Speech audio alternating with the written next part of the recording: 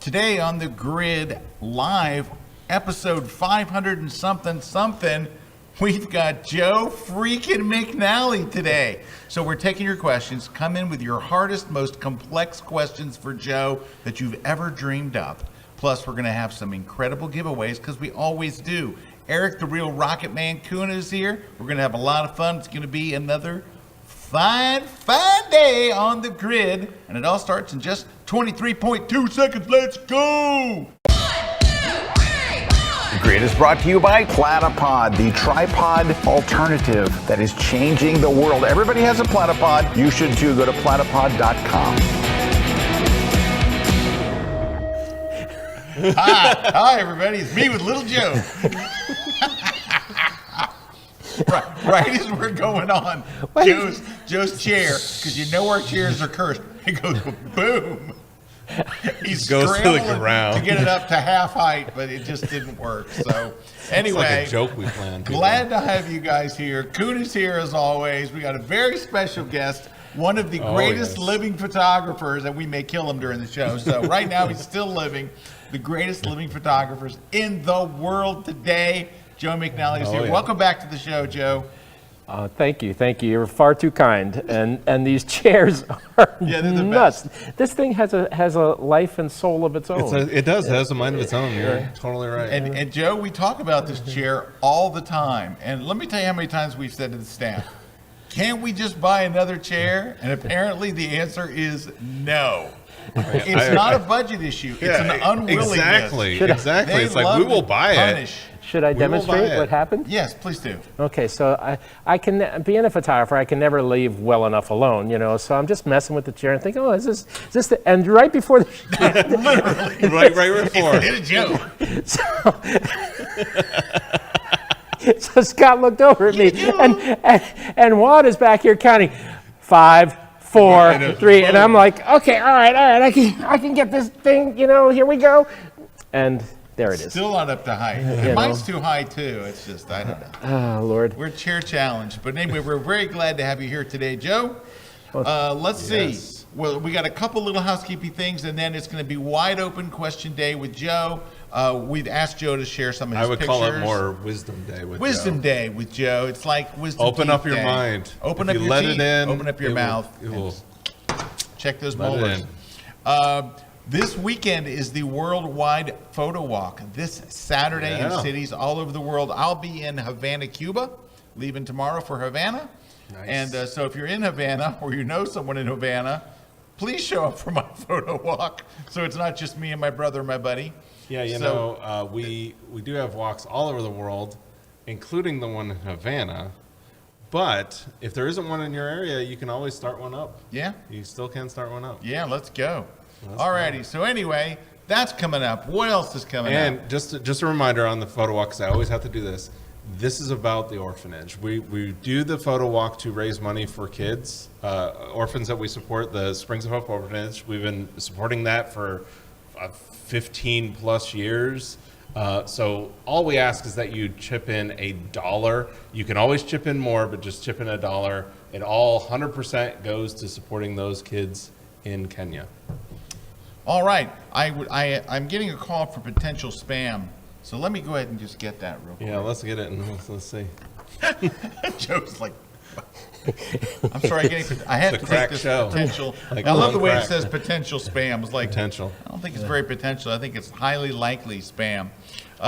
Anyway, we've got a lot of giveaways today. Erik, tell them what they can win today during the live show. So first, they can win the Platy Pod goosenecks. They are Lucy and Goosey. There we go.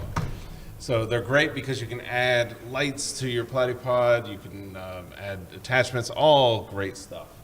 I don't think that, but we're giving away a How Do I Do That in Photoshop book. I don't know. Actually, we're giving away an ebook version. I don't know. An ebook version of this. So you can get that over on Amazon, though, if you want. Yeah, because the printed version isn't here till November. Yes. Even though I wrote it 4 years ago. 4 years ago. It takes forever to print it, apparently. And there is another book we're giving away. This one, however, is in print. Adobe Photoshop book for digital photographers. That one only took 6 weeks. And maybe it'll get in focus. Oh, there. just Just switch to the order page. Anyways, there you go. You can get that over there, but you can win that on the show today. This is incredibly well run, by the way. Right? My first impressions are just off the chart. It's tight. We're going to be giving away a copy of On One No Noise. On One No Noise, great plugin for removing noise and adding sharpening to your photos. Over there from On One. Hey, can I just mention that? That's Erik's photo there on their page there. Oh, look at that is. And that is right from outside of Phoenix, Arizona. Can I chip in a giveaway? Yeah, Oh, yes, yeah, you can absolutely. chip in a giveaway, of course. If you contact Scott and Erik, and I don't know how all the giveaways work, but let them know and get an address, I will send you a copy of my latest book, The Real Deal, Field Notes from the Life of a Working Photographer. Oh, awesome. Whoa, let's Well, there you go. So that's All right. another book you can win, The Real Deal from Joe. And then we're also giving away a V-Flat from V-Flat World. If you go over to V-Flat World, though, everybody gets a discount because you can use the code Kelby10 at checkout and save 10% off. So we're giving away that. That's for U.S. shipping only. So you just have to have a U.S. shipping address to win that. And then Retouch for Me is giving away the eye bundle. So this is for retouching the eyes. And everybody can get 20% off that. But you do have to use the code KelbyOne20. So that's KLBYONE 20. And they have to go to the page www.promo.retouch4.me. There you go. All right. Lots of goodies today. And again, how do they enter the contest, Erik? Well, that's a great question that you have there. Thank you. It's very easy to enter the contest. All you got to do is leave us a comment. Anywhere you're watching, we monitor it all. Just leave us a comment. Tell us what you'd like to win. But also, in there, ask us any questions that you have. Definitely ask Joe questions. He is a fount of knowledge when it comes to photography. So Or a font. Either one. Whatever. And That that's thing. it. He's a cornucopia. Cornucopia. Spilling. There you go. Spilling, Joe. Just spilling. Spilling out knowledge Yes. on you. All right. So, Joe. May I call Yes. you Joe? Yeah, absolutely. As Please you do. know, Erik Kuna, this guy over here, is a rocket photographer. And so I'm bragging about, so Joe and I had breakfast this morning, and I'm bragging about Erik's photography and how all these companies are calling him to do their shoots and all this stuff. And Joe says, hey, you know, I shot rockets back in the day. Here's how he put it. Back before the crutch of digital that Erik used. No, he never said any of that. I'm just making that up. No, but he shot it back in the film days. And he was telling some fascinating stories. But we did ask Joe if he wouldn't mind sharing some of his, because he was there for the early history of American rocket photography. Because Joe, many people don't realize this, is 104 years old. And so he actually was there when they created the idea of rockets in the 1800s. So, and of course, Joe asked. He asked me if hey, you want? And I was like, absolutely. You had me at rockets. Yes, we want to see rocket photos. That's one way to get you intrigued. Mention the word rocket. Rocket, right? And then he's in. He's all in. You know. Yeah. Well, it's really in honor of what Erik has accomplished in a really a short amount of time. How his expertise has just gone through the roof, and the kinds of celestial events that he's photographing, the launches, the bundling of history that we have, with exploration of space, is all wonderful grist for the camera. I mean, it's always been a magnet for the camera since day one, because it encompasses everything: the idea of adventure, the unknown. Right? Oh, yes. The risk factor. I mean, all of that sort of stuff puts your photography right on the edge. So hats off to you. Well, thank you. I appreciate that. Coming from you, I really appreciate that. Yeah. Because you are, and I would say this, there's only two instructors besides Scott, because I've had to watch it, that I watch your guys' classes over and over, and it is Jay and you. I just always am watching your classes over and over because there's so much wisdom that I get out of those classes on KelbyOne constantly. No matter how many times I watch them, I pick up something. So that's off to you as well. That's very kind. Yeah, I mean, there's a backlog of history here. So when Erik and I kind of, talked a little bit on the phone about rocket photography, I said, I shot the first 3 space shuttle, launches and landings. America went back to space. And there it is. I mean, look at the difference in technology. That's Ektachrome, Wow. shot with a 1200 millimeter lens, which with the lens shade would be about almost as long as this table. Wow. And it came in 2 sections. You had to screw it together. And I was on the roof of the fire station at Edwards Air Force Base, and nobody knew what this thing was going to look like coming out of the sky. And I remember a television cameraman picked it up first. It was this tiny burning dot in the sky. And it was, at that point, it was a flying stone. You know, it was just a rock dropping out of the heavens. It had no engine power. And, you know, and Young and Crippen were piloting that back down to Earth, and nobody knew what it was going to be like. And it hit the dust, you know, made dust trails. You know, that's the 1200 through heat waves. Oh, yes. You know, and out there in the desert. And then, you know, on to launches, et cetera. This was a launch where I lost 6 cameras. 6 motor-driven Nikons got destroyed. I won't go into the sorry history of that, but wind and weather can conspire against you, because as you know, your remote cameras are the valuable cameras, because the manned positions are, just, you know, they're way far away. And if you don't get good weather, good crisp light, you know, it's very hard to shoot effectively. Back in the day, they used to tow the space shuttle through the communities of California. This was a big deal, the way they coated the space shuttle. That's a silica cube, and you can heat it. That's red hot, glowing, but you can hold it with your bare fingers, because it would dissipate the heat so quickly. And then, of course, I was put in the loop by National Geographic as the STS-95 photographer of record, John Glenn's return to space. That was a big one. And I got close to the senator. He was an incredibly decent man. I spent 17 weeks always looking for the human moments. You know, they're not really supposed to eat donuts, you know, in the simulator, you know. Cool. You know, training at the age of 78, training, you know. And then I got close to the senator, and when Clinton visited, John came to me and he said, "Joe, stick close to me. I'm going to divert." Because they, you know, presidential visit, everything is orchestrated. And so we're walking, and I'm hovering, and John goes, "Mr. President, I'd like you to come with me." And it was totally off the hook. Secret Service went nuts. Yeah, they're like, whoa, You know, wait, where's the president going? And so John, being the wily, wonderful individual he was, he put space food in a microwave in the space shuttle simulator, and he took Clinton in there, and he's feeding him space food. That's cool. And I'm the only photographer there. That's you know, awesome. the Washington Press Corps was going nuts. And that's Ralph Morse, one of my heroes, the legendary photographer who photographed the original Merc 7, and he's back doing John's portrait. And John, you know, and then I had opportunities to do things like I was able to light and dive in the NBL, which was a huge process. You dove down in there? Yeah. Safety training like crazy. I had to pass a commercial dive test, 100-question test. I had to take a physical dive test with one of the safety divers there, which was probably the hardest dive test I've ever had to take. And then they cleared me, and the morning of the dive, the doc gives you a last-minute check. And I had been through hell to get permission to go into this enormous pool where they have all these mock-ups situated.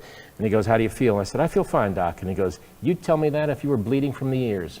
You know. That's very true. But life as a photographer is pretty circular. Just going back, Jimmy Carter, 99th birthday coming up. He's back in the news. And this was a picture I made when he first ran for presidency. You know, just back and forth. Things I've been doing lately, stuff like that. You know, I still use my imagination, and still out there creating work. But we can segue out of that. That's just a bunch of stuff that I have teed up in case you want to talk about it, or if anybody has any questions.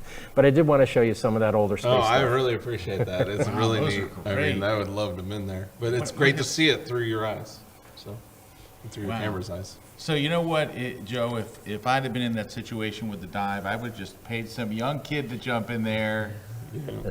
I was dying to do that, because it's a pool that's 100 feet by 200 feet by 40 feet deep everywhere.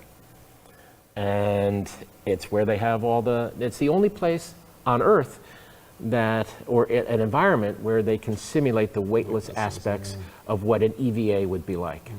And so the astronauts go down there fully kitted out as if they're going outside the space shuttle in space. And the safety divers are just clustered around them. They're watching them like a hawk, you know, because anything goes wrong down there, they're they don't have the physical wherewithal to get back to the surface. Oh my gosh. Hey, I'll Joe. tell you, but it's anything for the shot. I'm like that. Like I would go do that, anything for the shot. Here's what I'm thinking.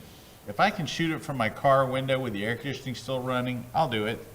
Come on. It's I'm not very me. different than these Not guys. me. These young guys, him and Kuna, they're willing to do all kinds of stuff to get the shot. Yeah, like It's- I'm sometimes fearful of heights, but I've seen you up on that. I would go to the top of that Burj Khalifa, no problem. I for the won't. shot. I won't even look at the course, from the ground. Your shots, I'd be like, oh, somebody's already gone. It's Joe McNally shots. There you go. You know what it's time for? It's time for our first break, right on time, which is rare. When we come back, we are going to be talking with Joe. We're going to look at some more pictures. Mr. Kuna, I see, has a very cool looking picture queued up here, so we're going to talk about that. We're taking your questions. We've got some shout outs, a whole bunch more coming up, and giveaways here on The Grid. Don't go away.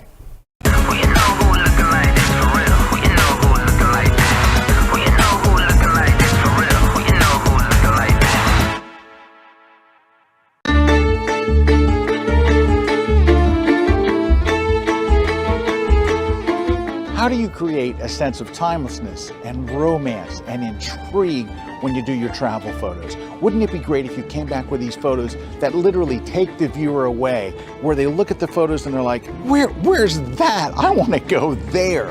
You've seen that type of travel image where all of a sudden you're just like, you're taken away. And what it is, I think, one of the big things is a sense of timelessness. It's where you compose the shots, and it's not just when composing, it's what you do in camera and what you do in post-processing that makes all the difference in the world.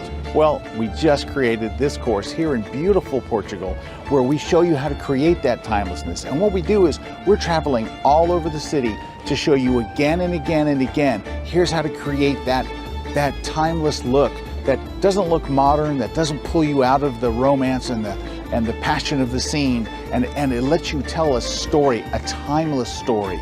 It's going to be that thing that helps you elevate your images to the next level, and we've done an entire course just on that. We're all over, walking everywhere, we're going across the river, we're showing you all kinds of different scenarios, but it's not just what we do in camera. It's what we do in camera and what we do in post-processing. So come watch my brand new class on creating timeless travel images, and it's exclusively at KelbyOne.com. You bring the lighter, I got the fuse. You make a fire, I'll add the fuel. Follow my lead, just watch the shoes. Gotta turn the heat up to get this cool. We know who looking like this for real. We know who looking like that. We know who looking like this for real. We know who looking like that.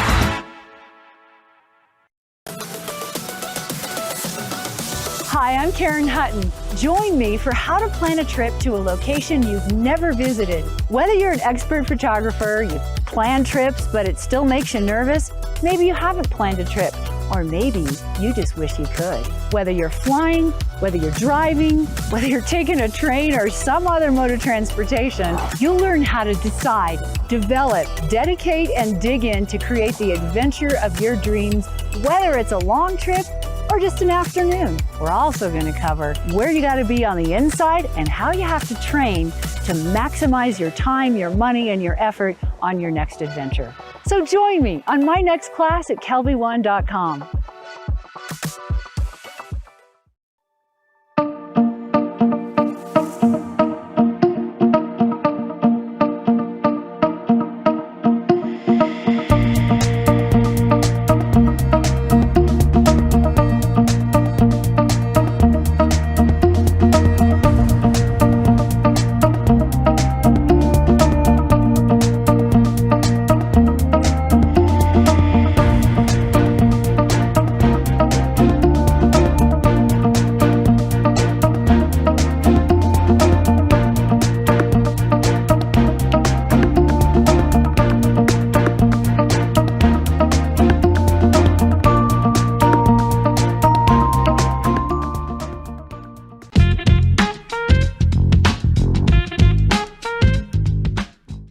This segment of The Grid is brought to you by B&H Photo, the professional source since 1973.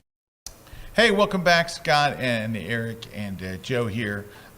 Hey, by the way, you know, you just saw a little clip talking about KelbyOne. You know who has a bunch of kick-ass classes on KelbyOne? Joe. Joe's got some of the greatest classes. I'll tell you what, one class that you did that particularly resonated with me. Now, I was there for the taping of it. Was we did like a day with Joe, and we started out at Joe's studio. At his home studio, he has kind of like a gallery and a studio kind of all in one there because his pictures are everywhere. And there it is. There, wow, that was good job in the booth. Holy crap. Anyway, we started off, we literally drove from Connecticut all the way into New York City. We're talking to Joe in the car and on location. And then he went up and set up and did these shoots in a warehouse in the Brooklyn Naval Yard, wasn't it? And it's phenomenal. It is such a great day of learning, and it was just really neat to see a little bit of how Joe thinks and stuff. Another one is, can we scroll back up? It's right there. It says Behind the Lens, in-depth portfolio reviews. So we did this in front of a live audience on stage where people came up on stage and did photo reviews of their images.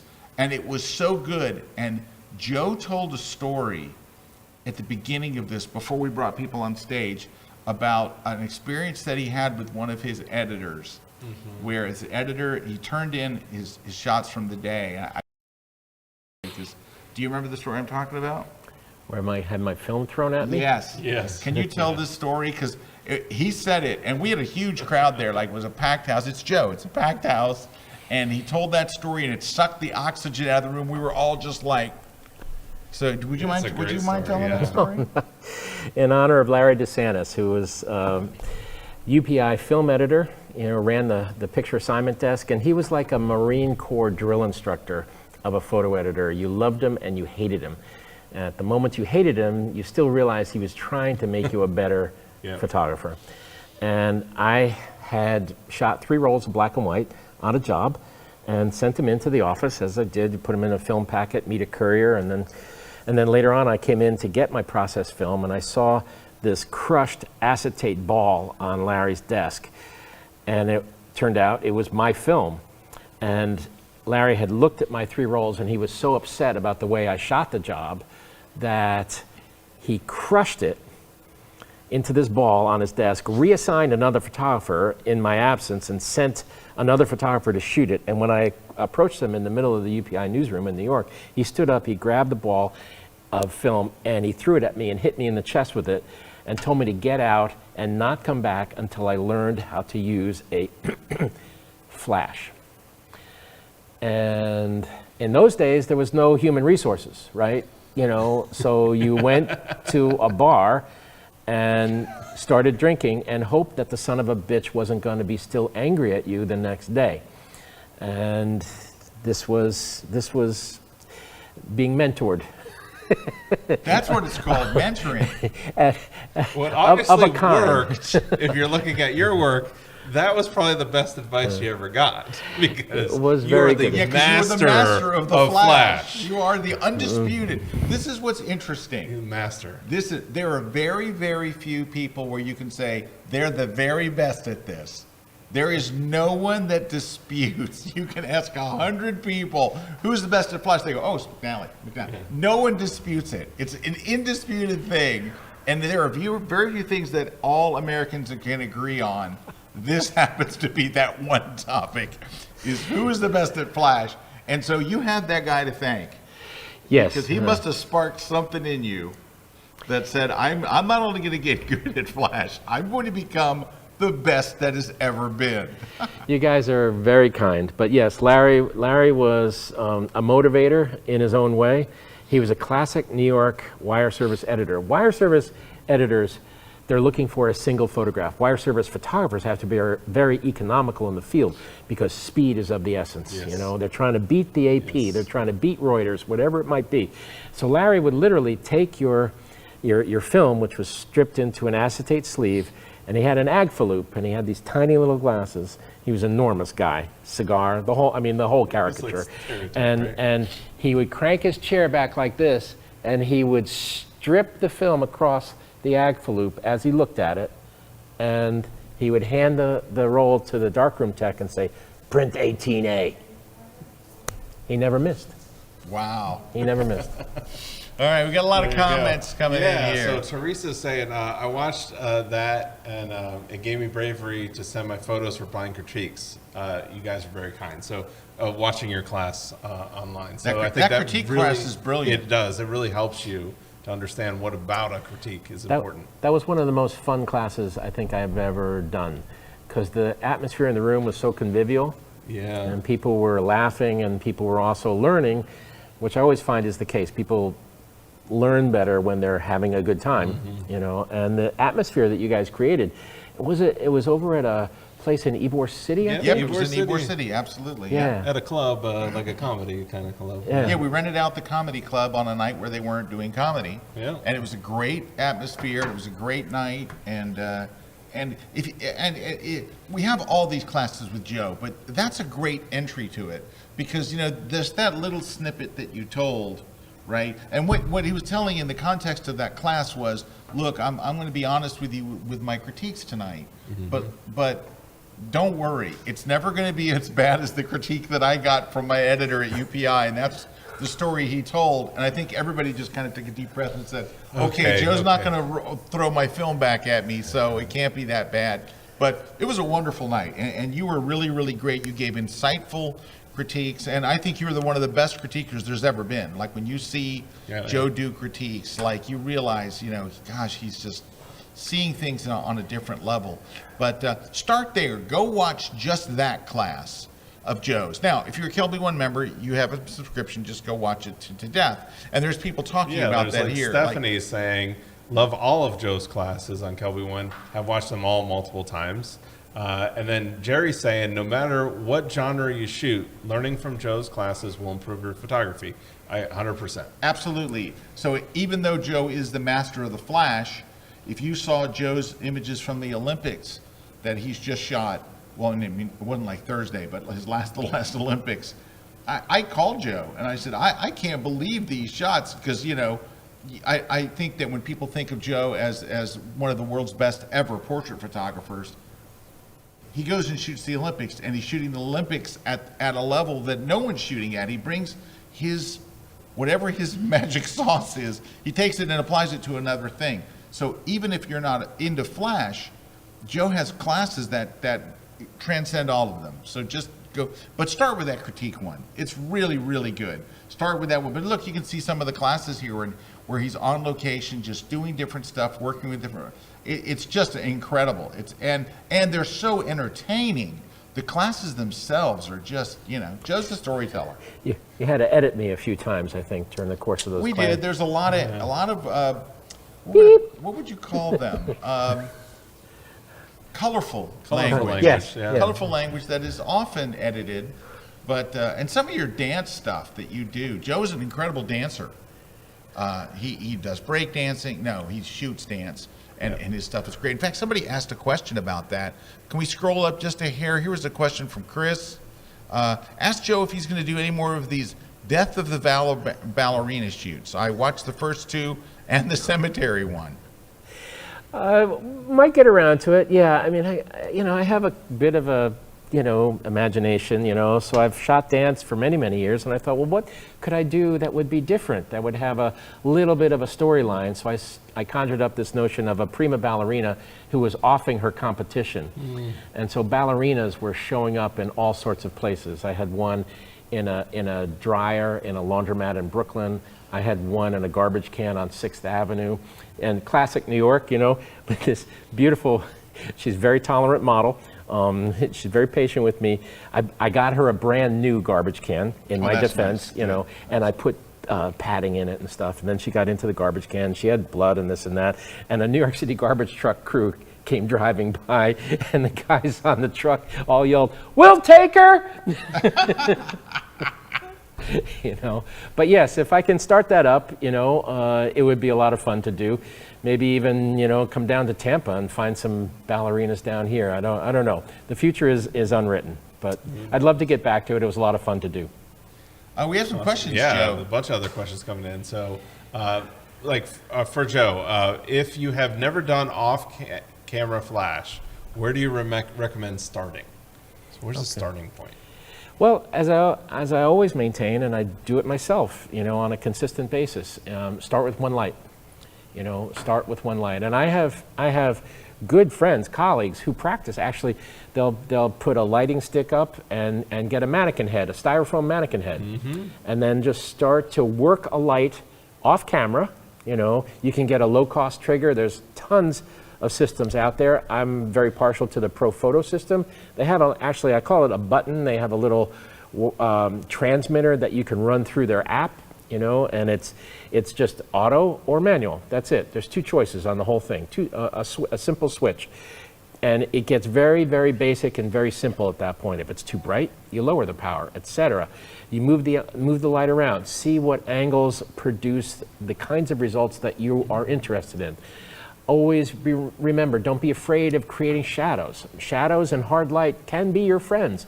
Everybody always talks about wrapping light and soft light. Occasionally, a hard light can be really, really called for depending on the facial structure of your subject.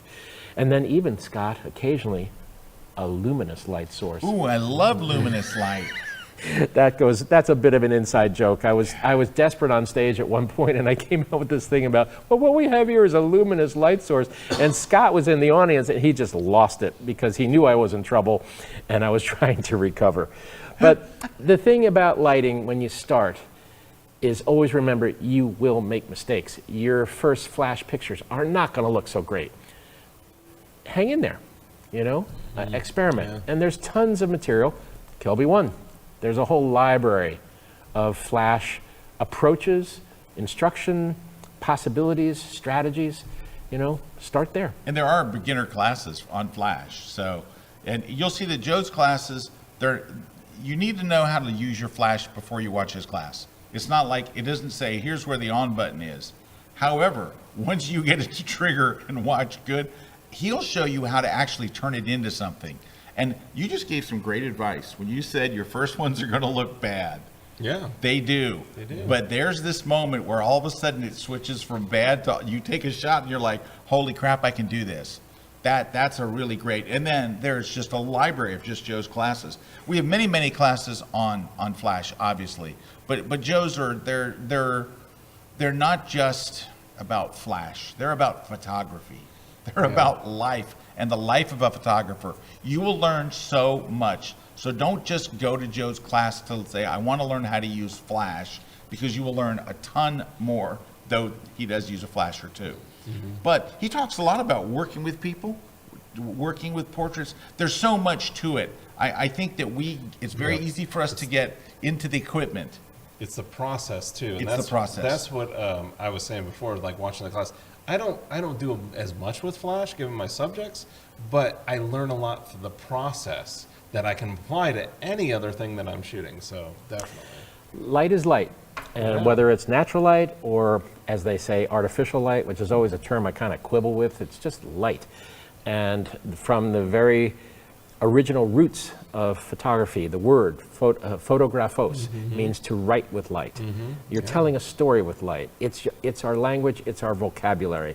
And the very first and important steps, after you get the camera and start to work the buttons and dials, one of the most important things you can do is start to have a conversation with light. Oh yeah, there we go. Hey, awesome. I do have just a little short story. So there was a point in my career where I didn't ever photograph a person, ever. I remember my brother Jeff telling me, why don't you ever photograph people? Why don't you ever shoot a person? I'm like, I don't know, I just didn't do it. And I just didn't. My brother used to chide me about it. So anyway, I went to a landscape workshop. Joe was one of the instructors there. I think it was in Vermont, but I could be wrong. Because I went to a number of them, right? It was a workshop that Joe was one of the instructors, and I didn't know who Joe was. And this is terrible. This is a long, long time ago.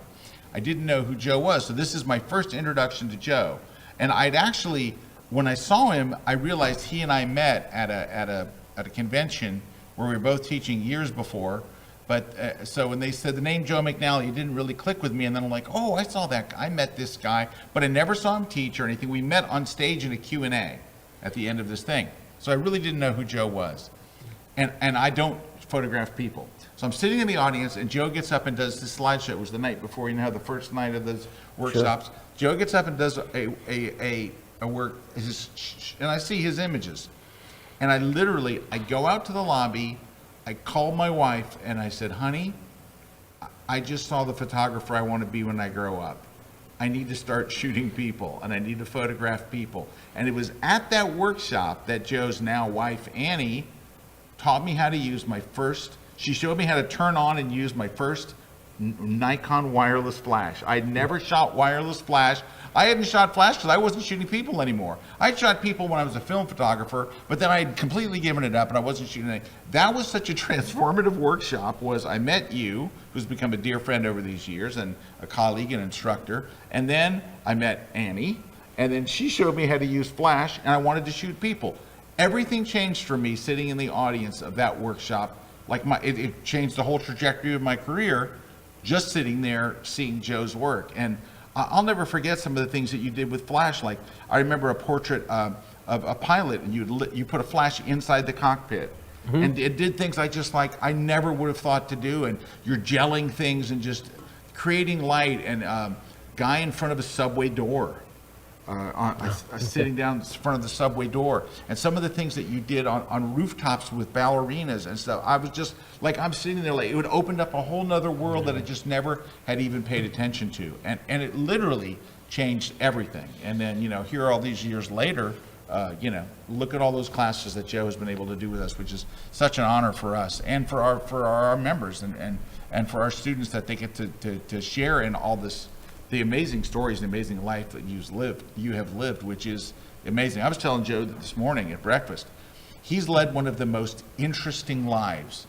I said, no matter whenever you go, whenever you pass, and I hope it's many, many years from now when you're totally intelligible, you're going to be able to look back on your life and say, man, did I do a lot in the time I was given. You've been everywhere and you've done everything. And you were a person, and I've said this, and I'm not to turn the other way while I say this, don't look. When Joe is gone, and I hope it's many, many years from now, they are going to study his life in colleges and universities the way they do like Bresson and some of these other great photographers, because you stand alone with what you have done, and what you've done, not just in your photography, in your education, in your storytelling.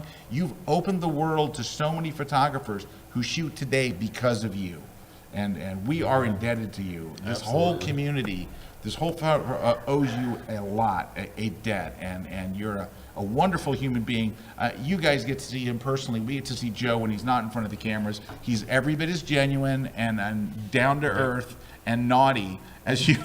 A little naughty. A little naughty. He's a little naughty, as you can imagine. Colorful. But just we're just so lucky to even have this time with you here on the grid. So thank you. And with that, we're going to take a short break. We'll be back while I recompose myself. Yeah. We'll see you. That's a photographic. We got a bunch of questions. There is. We got a bunch of more questions coming in too, and some shout outs. We'll be right back.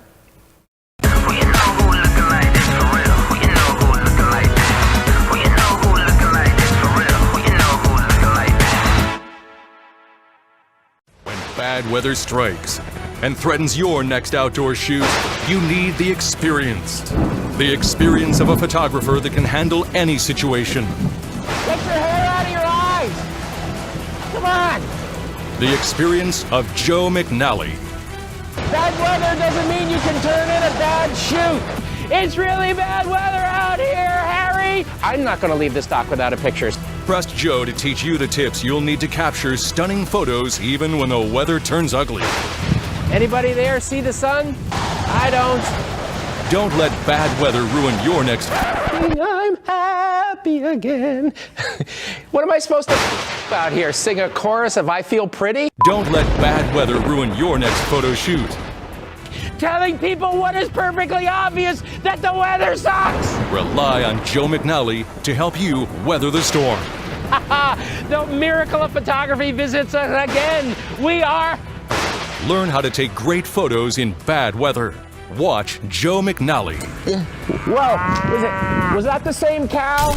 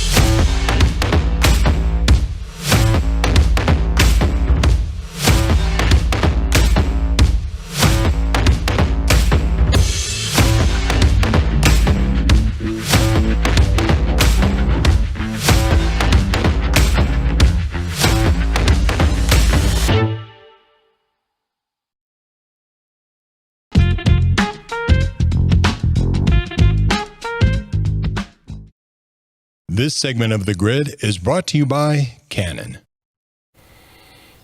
Hey, we're back. Me and Mr. Kuna and Joe Freakin McNally. We got some shout outs real quick. Say hi to some folks watching us all over the place. We got from sunny Southern California. We've got Kevin joining us from sunny Southern California. Patricia saying hi from Tallahassee, Florida. John saying hi from Milwaukee. Claudia from Toronto. Tracy from Yorkshire in the UK. Kendra saying hi from South Dakota. John saying hi from the UK as well. Karen from Minnesota. Lori from Newfoundland. Alex from Malaysia. Wow. There you go. Wow. And Graham saying from a sunny Malta, the best 3-in-1 show. There you go. Thank you. Thanks, everybody. Okay, so we did have a couple more questions for Joe that are coming in. Yeah, and if you have any, just keep on asking. We got a few here, so let's go. Let's hit these up. So Barbara's asking, Mr. McNally, what are your thoughts on mirrorless cameras? I'm a total convert, Barbara. I have to say, I weathered the change from SLR to DSLR. That was actually pretty seamless. I was actually more nervous about mirrorless, EVF, all this stuff. Am I going to have the same experience? But I just took to it. There's so much information bundled into these cameras. The amount of technology you can put into a camera at a reasonable price point nowadays is off the charts. We are living in a golden age of photography. The technology, Erik experiences it with your space shooting. Oh, it's incredible. I feel like cheating. It's phenomenal. The amount of guidance, really, the camera can give you, from histograms to blinking highlights to this and that and the other thing, and all the various things. Auto eye focus. Oh, the track. You use that, the auto tracking? Yeah. It's amazing. Yeah. And now Nikon, I shoot Z9, so I'm a Nikon shooter, and my go-to camera is the Z9. And now there's a pre-release function, say, for if you're a bird photographer. When you depress the shutter slightly, the camera's actually, it's like going back in time. It's got that buffer. It's buffering images that you're not even aware of. And so if a bird all of a sudden ups and takes off, you have it. It's phenomenal. So yes, I'm a complete convert. I don't have any DSLRs left. I still have a couple of my old F-mount lenses, my F-mount 200 millimeter f2. I'll never give that up. A couple others, this and that. But other than that, I'm entirely mirrorless. Wow.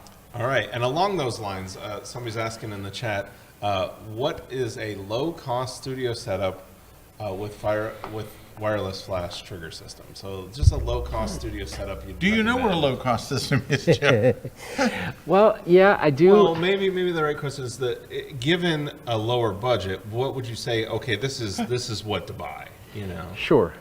Well, there's a number of wireless systems out there. Obviously, they vary with price point. The Godox has taken the industry, gotten a large chunk of popularity, I'll call it. Yep. And then there's other various kinds of flashes. Some are bundled with the camera system that you're shooting. Canon has a speed light, Nikon has a speed light system. I have to say, from my experience, I'm a Nikon shooter, the Nikon SB5000 is the best speed light I've ever used. It wireless triggers seamlessly, but also you run into the limitations, I'll say, of speed light flashes and their power relative to the situations that you encounter. It's a small source, and if you only have one, there's limitations to how far you can go with that. My own personal system is the ProPhoto system, and their wireless triggers are, I rarely say this about a piece of equipment, but it's basically infallible. It works incredibly well, and the whole system front to back is incredibly well engineered, so that there's options at every price point, I would say, at a certain level. But you are going to invest in a little bit more to what you just said. But sometimes that's what it is about ProPhoto. They are made like tanks. Yep. You cannot destroy those things. Yeah, but you know what the thing that people miss about ProPhoto, I think? Their stuff is expensive. It is beautifully, brilliantly designed. But I think the thing that people miss about ProPhoto is, because it's expensive, you think it's going to be hard. I think where they've put their money into it's easy. It's easy. It is easy. And what you said about the triggers, their triggers are amazing, but their this ease of use Very of simple. a pro photo. Very simple. Incredibly simple. And it seems like it would be the opposite way. Like, I'm going to spend a lot and it's going to be a complicated system. No, you're going to spend a lot, but it's the world's most reliable. If you go to a rental house and you say, I need to rent, I'm doing a $100,000 job, I need to rent, you're always going to get a pro photo system. It's always going to be pro photo. You're never going to get any other brand. Every rental house, they just live on pro photo. Their stuff is incredibly reliable, but so simple. I was stunned when I started using pro photo gear, how easy it is to use. Have you guys ever tried to set up a softbox and it sometimes feels like you're wrestling an angry bear? Yes, yes, absolutely. Back in the day. Pro Photo has come out with a series of, they call them click softboxes for the A system. The A system is their smaller units, A10, which is a speedlight style, A2, which I call a soda can.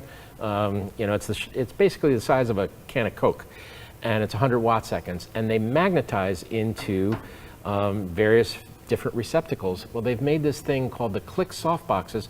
All you do is take them out of the bag, you pull this little spring-loaded trigger, it clicks into place, you pop the light in, it magnetizes, and you're done. You know, and I agree with Scott. What they have put an awful lot of budget into is making things simple. Yep. Oh yeah, definitely. Very simple. Yeah, and along those lines, so it sounds like Godox is one that if you want to go a little cheaper, but if you want to spend the money, the Pro Photo is just going to grow with you. Like that's going to be a system. Yeah, you are not going to outgrow. It's impossible, by the way. It's just not. to There's outgrow the Pro nothing. Photo system. What do you look for when you're buying a Studio Flash relative to power? Like, what are you looking for? Like, what would be like your, hey, this would be the thing I'd be looking for? Good question. It also, a little bit has to bounce back to you in the sense of what is your workflow? What is your mission? Are you shooting high school sports headshots, for instance, where you're knocking out, say, dozens, maybe even hundreds of images a day? Are you in the studio? Are you on location? All of those things factor into how much power do I need? How fast do I need? Things to set up, for instance. Am I always under the gun? Am I a wedding photographer? Those are questions I can't answer. But that's great advice. I mean, that's where it comes down to is it just isn't just about the power. It's what are you going to do with that power and how fast do you need to do something? Because that is part of it when you're in working photographer. I got this time with this person. I got to make sure it's set up. I can't just wait around. Exactly. Well, also, do you need to be outdoors doing high-speed sync? That's another Do you one, need to overpower the sun? There's a lot of, what it's like saying? It's like, what's a good camera? Well, it depends, And what's a good lens? They're all cameras. What are you shooting? Are you shooting sports? Or are you shooting palace interiors? It's a whole, you have to kind of narrow it down a little bit more. But Joe, if let's go back to that question. Is it still there? Yeah. I mean, Did it go away? I think it might have went away. Okay, but basically, if you had, they're There you asking go. you, there it is. So what do you look for in buying Studio Flash relative to power? What are you looking for? I would say that for a studio system, I would buy into or use something along the lines of the B series, the B10, B10X and B10X pluses. I use the pluses. They're 500 watt seconds a piece, and they are dead bang simple to ratio and use, and they give you enough oomph in the studio. If you need to go beyond 500 watt seconds per head, then you're talking about major f-stop or you're shooting something that is beyond the pale of what would be normal or considered normal. Yeah, I have the same system. I've got the B1X. Yep. Okay, yep. And they're great. 500 watts, so you're thinking. Yeah, about 500 watts. I mean, the smaller units are 250. So in that realm, you can get a lot done. Yeah. There you go. right. So Pee-wee's asking, I started doing product shots and would love opinions on the best setups for this to avoid wasting money. So Yeah. Photographers, we're great money wasters. We do love I've that. got a garage full of stuff that I thought I just had to have. got a but, closet full of it. Anyway, again, it sort of depends on your studio environment, your work environment. Do you have complete control of the environment? So in other words, if you have a blacked out studio and say you're shooting something with a macro lens and you need a tremendous amount of depth of field, well, you can build up f-stop by repeating the flash, pop, pop, pop, into this same frame of photography. You can, so in other words, power at that point for you is a discretionary item. But depending on the nature of the still lifes that you're shooting, again, I would say something in the realm of 250 to 500 watt seconds. If you're in the studio, you want leeway. Do I need to go to f16? Is there some object I'm shooting that has an incredible amount of depth or something that, and the client wants the whole bloody thing sharp? And there's all sorts of things we can do now with, stacking images and this and that, but do you really want to go to that exactitude and that time and effort? Or do you want to just, pop flashes and make sure that you have a satisfactory image that's going to please the client? And I would say that you have to have leeway at that point, and that would go beyond speedlights. I think it would go into the realm of where we're talking, 250, 500 watt seconds, probably multiple sources, because still life speaks to a glancing light here and this and that. Unless, of course, you're shooting super small stuff, then that's a whole different realm, and everything I just said can be considered useless. Yeah. So I will say something for Pee Wee. I have to do product shots from time to time, and I have done them many over the years, everything from wine bottles to sneakers to whatever. I do find strip banks to be very helpful as far as equipment-wise. Tall, thin softboxes. They're very tall, a foot wide, 3 foot, 4 foot, more than a 3 foot range. They seem to be happy. But like Joe said, if you're doing something small, you can actually buy tents. Little tents, B&H sells them, that are designed for product photography. You put a flash on one side, a flash the other, it disperses the light all over, and they're made for product shots, and they come with little videos that show you how to do them. So if it's small stuff that you're doing, you're shooting watches or shooting whatever, cans of Diet Coke here. The official, unofficial sponsor. The official, unofficial sponsor of the grid. Anyway, those, you might find those helpful, but I'm with Joe. If I'm going to be in the studio with shooting, I'm going to be using strobes. I'm not going to be, I don't think I've ever done product photography in the studio with flash. I always go to a strobe. Like I'm always at a 500 watt or 250. I've got them both, so somewhere in there. So I'm with you, Joe. Big surprise. So I'm going to translate on this one. So Josh Hill's asking flash versus constant light, LED panel. So I'm imagining like preference of flash versus constant light nowadays. I'm guessing I know your answer. But. Have you switched to LED panels yet, Joe? No, I haven't. I still use flash. Not to say that LEDs are not a viable light source. As a little key or something like that, or certainly a wink light, or maybe even a focus light, a tiny little LED, to help the camera focus in an extremely difficult situation.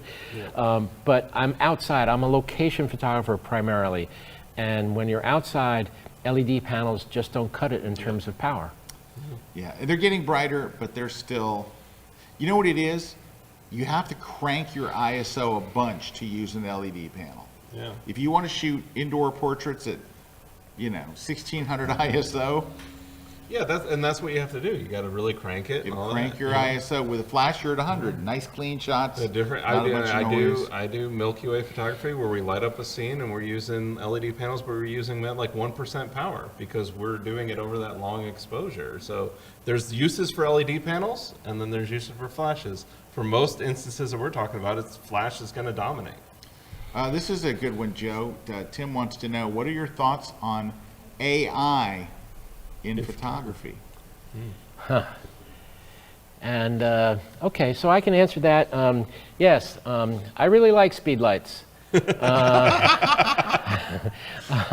Wait, Joe. Some AI is good. Okay. We like the AI when it uses the eye focus. That's AI. Yes. That's using that's facial. good. We like yeah. that. Yep. No, I'd be naive or disingenuous to suggest that I'm not already using AI. In my cameras, there's AI bundled into that, what Scott just said, the eye recognition, all of that sort of stuff, which makes my life easier, absolutely. So I embrace technology in the sense that it will make my mission easier. But my mission is always a photograph. So at some point, AI is going to intersect with all of this and it will have relentlessly positive aspects to it.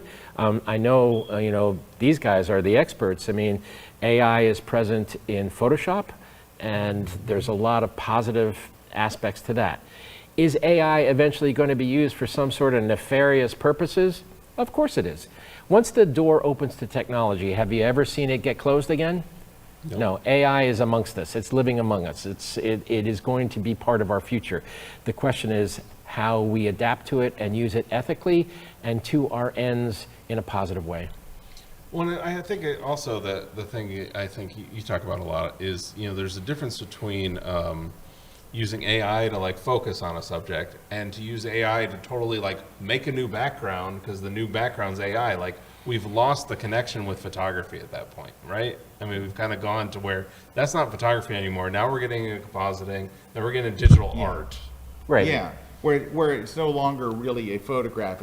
It's gone so far that it's a photograph is an aspect of the photo, but the photo is no longer a photo. It's now a creation.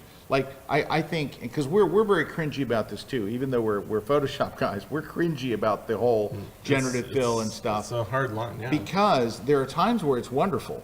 Like, I love to remove power lines, right?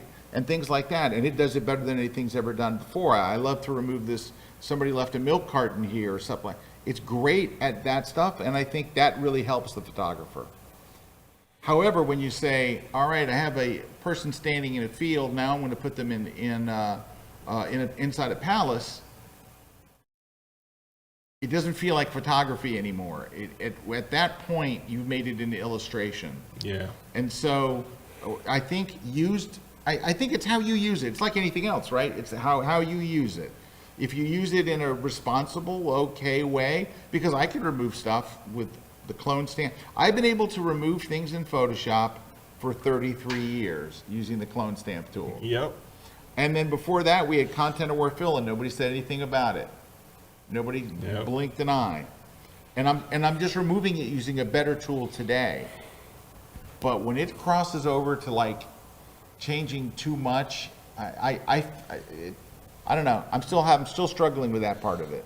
Even though, I teach generative fill and generative expand, there's times where it's wonderful and there's times where it's over the top. And what I've been trying to show is ways that we'll use it as photographers that don't make us feel dirty. Right? I'm trying to show, well, I know how a lot of us feel about this. Yeah. And so I'm trying to go, look, this is a tool we have. It can be used for great, and here's how it'll help us. And then there's other ways that it leaves the realm of what we're trying to do. And hey, this is like the same argument we were having with sky replacements. It's the same thing. Yep, with sky replacements. Yeah. A couple more questions here. Hey, you know what, though? We got to take a break. Take a break, yeah. Let's take a quick break. When we come back, we've got some more questions for Joe, and then we'll wrap up things. I want to see what's on Erik's screen. That's what I want. I see what's on Erik's screen. I want to know what's going on. All right. We're going to have to find out about that right after the break. Stick around.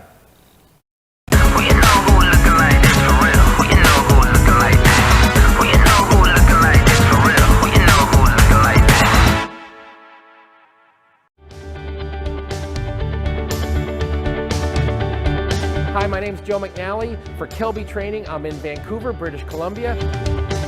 In this class, we capture dancers in the air at the peak of their flight.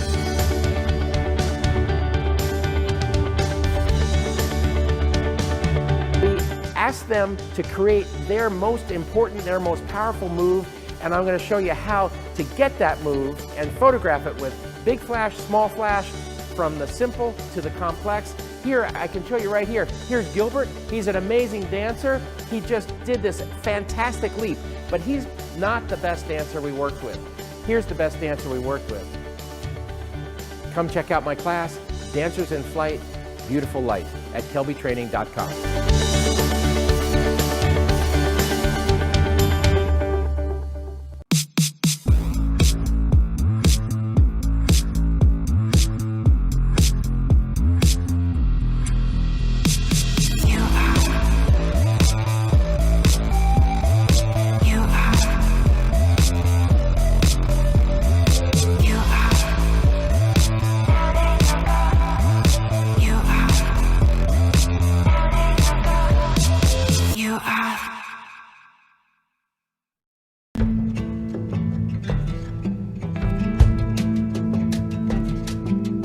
Hello everyone, my name is Mimo Meidani, a long exposure black and white photographer based in beautiful British Columbia, Canada. Today, I'm gonna take you through the journey, 7 years journey of my photography experience. I will show you all about compositions, the secret I follow, and the experience and the journey I went through. I got the shortcut for you today.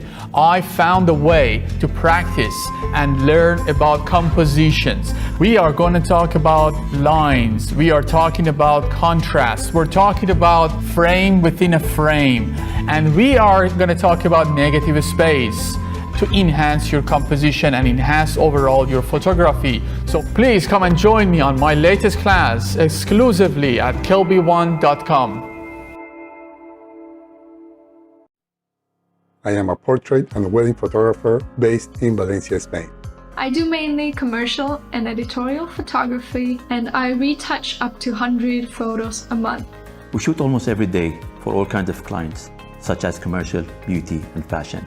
And we retouch our work more often, like every other day. I used to spend over 1 hour for one photo. If we want professional results, we must remove skin blemishes, do micro dodge and burn, highlight eyes, whiten teeth, and even reduce wrinkles in clothes. And this can easily take me up to 2 hours of work for each photo. So when I saw that there's a plugin for Photoshop that helps you retouch quicker, I was eager to get my hands on it. I read many feedbacks about it, and I found a lot of positive reviews, which made me to consider buying my first plugin. One of the challenges we have at the end of a session or wedding is to achieve an edition in our photograph that look natural. This is where retouch for me has become a game changer. I love the feature that you can pick how much effect it has on your photo, and you can adjust it accordingly to your style. I saved a lot of time and always end up having amazing result with my work. I am extremely happy with the quality. Now, I am more efficient and have more time to spare with my family.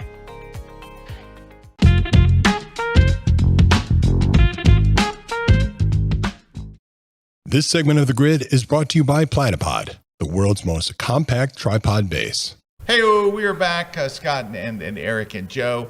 Jay's got a question. First, we have to say a shout out to Jay. Hey, Jay. Hey, Jay. We all know Jay. So Jay's asked Joe, what types of personal projects do you have on the list at the current time?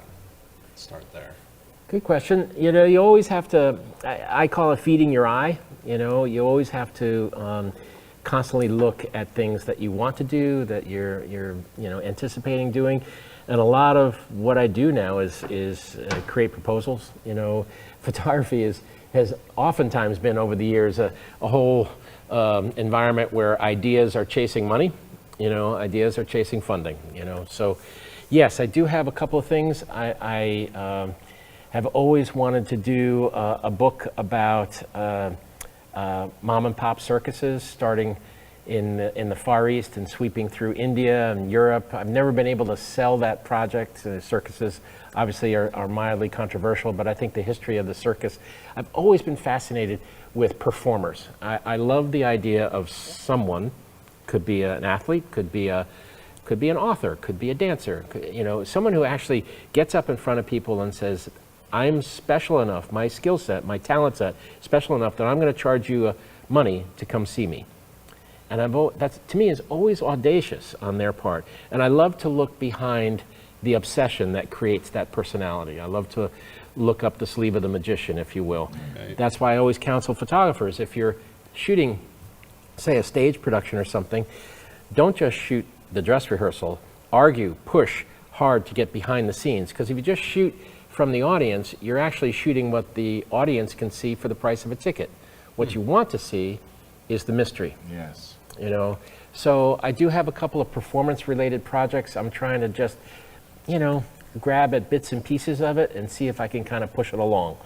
And I also have the very beginnings of a novel in my head, which I've probably made about a dozen keystrokes on at this point. So it's nothing imminent. Let's put it that way. Interesting.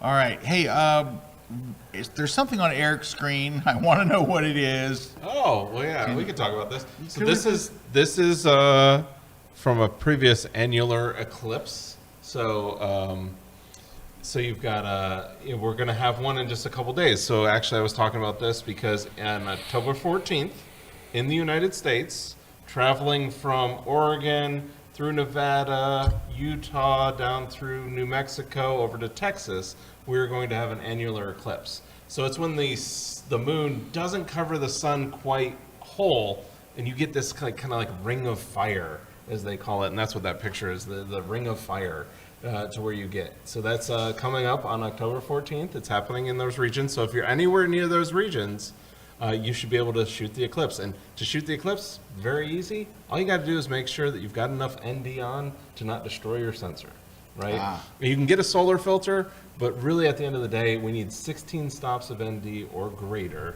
to kind of counteract all that light that's screaming into our camera. That's a lot of ND. Wow, that is. But just remember, you don't have to buy a 16. You can buy a 10. A lot of people have a 10 and a 6. Yep. And they screw one on top of the other. Or you can get a welder's glass. You can put it on top of it. There's tons of different ways to do it. The point being that you just want to do it safe. You just want to do it safe. Yep. What's your lens throw on that? 650 millimeters, I believe. Okay. Yeah. Nice. It's a 650 there. That looks like about a 648, actually. Here we go. All right, we got a question here. Joe, do you do much personal photography, like family and stuff, or do you want to get away from the camera when you're not working? Good question. The camera's, pretty much always with me. I brought a camera down here, even though I was making a quick trip. I have no idea. But yes, I do photograph family when I'm allowed. And I'm happy for the fact that I've done that. We've had things happen in life. I was very close to my wife's mother, and she would always fuss at me when I had the camera, but she's gone now, and I'm really, really happy I have those photographs. So yes, I do try to take the time to make sure I follow my own advice, which has always been photograph what you love. Photograph what is near to you.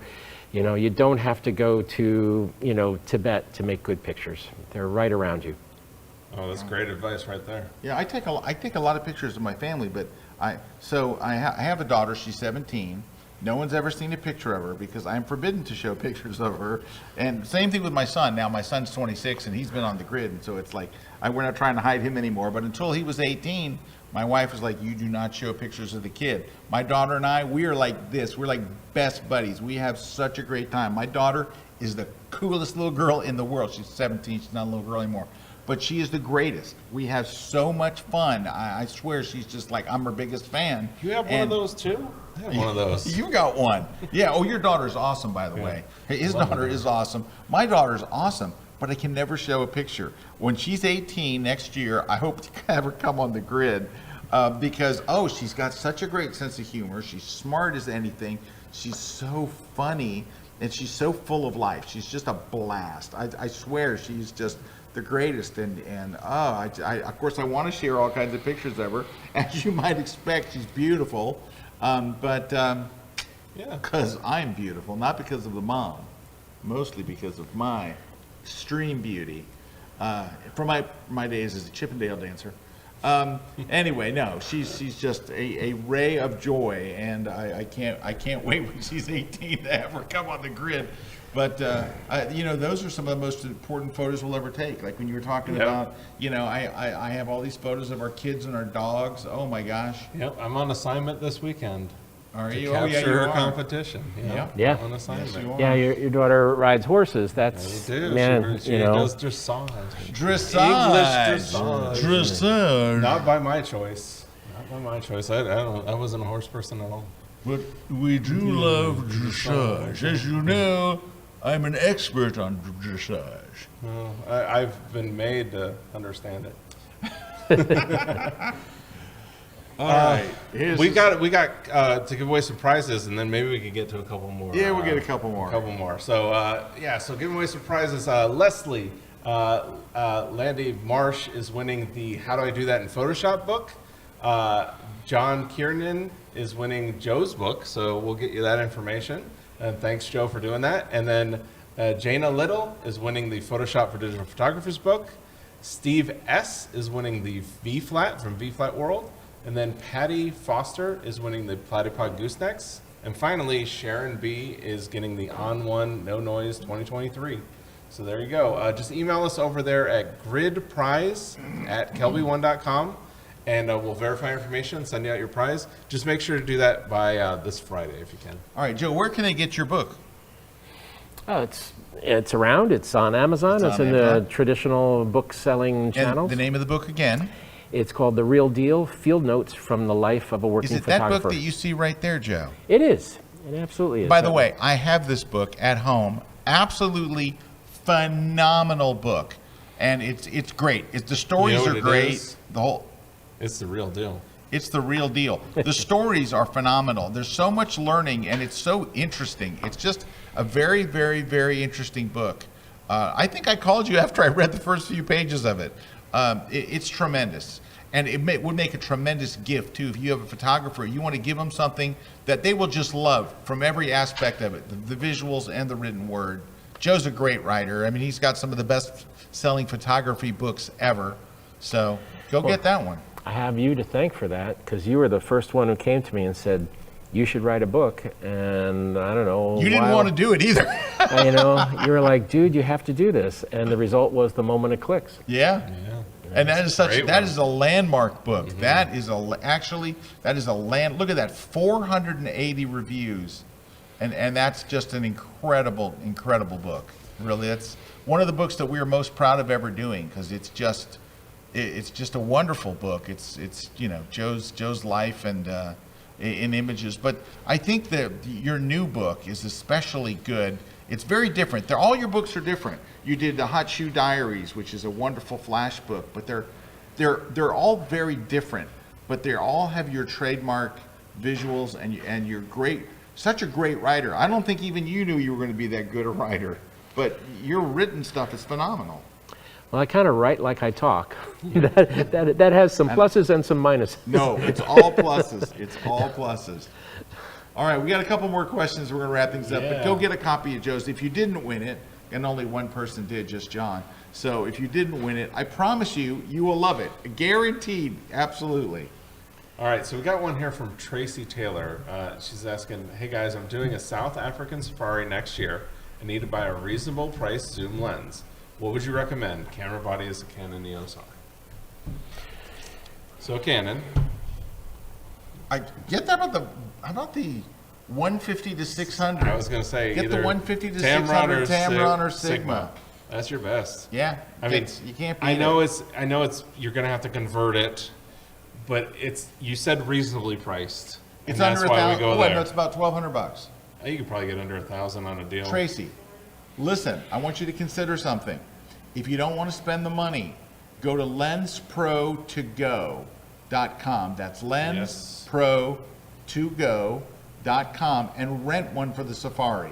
Go rent one. And they make it so easy. The whole process is really, really easy. They send you the lens. It comes with a box ready to go back to them.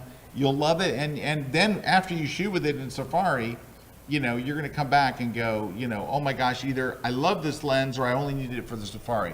But can I tell you, I'm going to give you the best advice I can give you, Tracy, about shooting an African safari. I have never, ever, ever talked to someone that went on safari that said the lens I took was too long. I always hear them saying, I wish I could have got closer. You want a 600. Yeah. The 150 to 600, do not stop at 400. You're going to think 400's enough. It's not enough.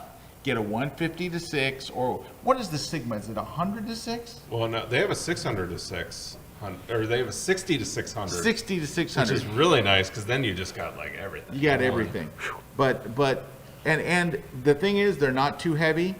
They're no heavier than like a 70 to 200 f2.8. And they're inexpensive, and they're sharp, and they'll track the animals great. Yeah. And you'll come back with the kind of images, because you don't want that lion like that. You want the lion. Not the little lion, not the lion way off in the field with all this other stuff. Now, that doesn't mean you want some of those establishing wide-angle shots, but I'm talking about everybody wants to see that close-up, cheetah right here, Yep. Go long, baby. There you go. And yeah, because you said reasonably priced, that's definitely it. That's that Sigma or that Tamron. That's the way to go. Yep. Joe, do you have any final words as we wrap up this Joe McNally spectacular? Well, Hey, Joe-tacular is what we call it. just to thank you both. You've both been overkind with your comments. I'm a working photographer. I'm still out there. I'm still shooting assignments. I've been really blessed this year. I've had a couple of major assignments that are not so much on the radar, at this point, because I can't show them. But I'm still out there shooting, and that to me is the best gift. And also, too, just always remember, a lifetime of carrying a camera, the best thing that results from that are the people you meet and the friendships you make. And hence, here we are on the grid. That's awesome. Here we are on the grid. And this is, how many times has this been for you on the grid? This is your 20th appearance or something? I don't remember now. It's been a while. Oh, there it is. There's the 2 o'clock, yeah. Oh, there we go, yeah. Y'all got it. This is the Well, the test works. nationwide test on your phone. Yep, this is a test. It works. All right, we're good. All right, Wow. it works. It works Somebody in else's. stages, apparently. All right, Joe, where can people go to learn more about you and see your work? JoeMcNally.com is our website. I do write a semi-regular blog, JoeMcNally.com/blog. And then on Instagram, I'm Joe McNally Photo, PHOTO, all one word, Joe McNally Photo. All righty. There you go. Well, Joe, thank you very much. By the way, we're working on a secret project with Joe. Very secret. Don't tell anybody. But when we release the secret, when we reveal the secret, it is going to be something that I don't think's really been done before in the way we're all going to do it. And by we, I mean Joe, but we're helping out. No, it's good. I think it's an incredibly worthwhile combination of our skills and talents. With your being all the skill and Yes, talent, and us definitely. we're just helping out. It's But candy. anyway, we'll more on this in the future. But we're very excited, of course, to be working on a project. Anytime you get to work with a project with Joe, you know that you're going to go broke. Anyway, It's No. photography. no, who said that? That's crazy. That's crazy. All right, let's see. What's happening next week on the grid? Anything? We have a special. Do we have a guest? Yes, Serge is going to be on next week. Serge the is grid. on next week. All So, right, yeah. Serge next week. Monsieur Serge. I love when he uses his French accent. And then he switches to American immediately. Yep. Anyway, greatest guy. You'll see him next week. He's wonderful. So everybody stay out of trouble. Joe, thank you again for being on the show. Thank You are you. a gentleman and a scholar and other things. And naughty. I think if there's a takeaway from today's show, is Joe is a genuine guy, a good guy, and a little bit naughty. I think that's the real takeaway from it is he's a little bit, when the cameras aren't rolling, he's naughty. Tell your friends. Thanks to our sponsors. Thanks to Christina and our crew here, and Jason in the booth, and the whole crew that makes this happen, Wani and Erik, and not this Erik. We have many Eriks. Eriks. We hire by the name, so Yeah. there's like 5 We Eriks. just clone people. We just clone them. Just boom, boom, boom, boom, boom. And to our sponsors, we'll see you guys next week with Serge Remeli, our guest on the grid. Take care, everybody.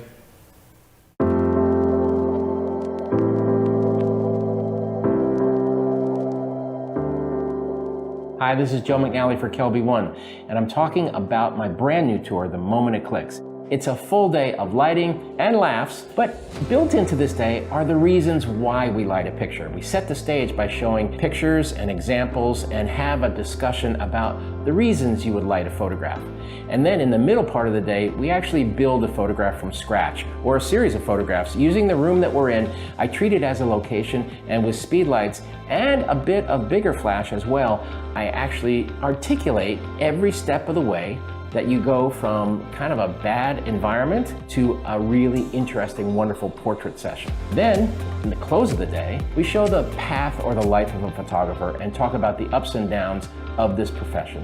And at the very end, all of you are invited to send in portfolios of your work. And during that last hour, I critique everything that's on the screen. We have a discussion, and again, we talk about advancing our photography together. It's a wonderful day. It's very full, very rich, lots of pictures, lots of lighting, and as I said earlier, lots of laughs. Hope to see you soon.